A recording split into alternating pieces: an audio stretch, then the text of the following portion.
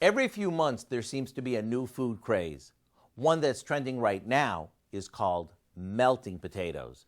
Basically, it's potatoes that are cut into thick slices that are either sauteed or oven roasted at high temperatures.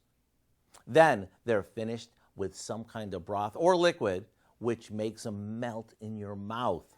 We start by cutting a few peeled sweet potatoes into half-inch slices. Then we toss them with some melted butter that we mix with a bit of salt and cinnamon. These go onto a baking sheet and into a 450-degree oven until both sides start to get crispy. Once they are, we drizzle them with apple cider and back into the oven they go. This sort of poaches them. You can also do this with white baking potatoes and swap out the apple juice for chicken broth if you'd like. To take these over the top, we glaze them with some maple syrup that we added some chopped pecans to. Talk about irresistible. Crispy on the outside and melty delicious on the inside.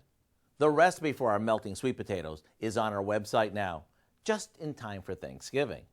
I'm Howard in the Mr. Food Test Kitchen, where today we found a trendy melt in your mouth way for you to say, ooh, it's so good.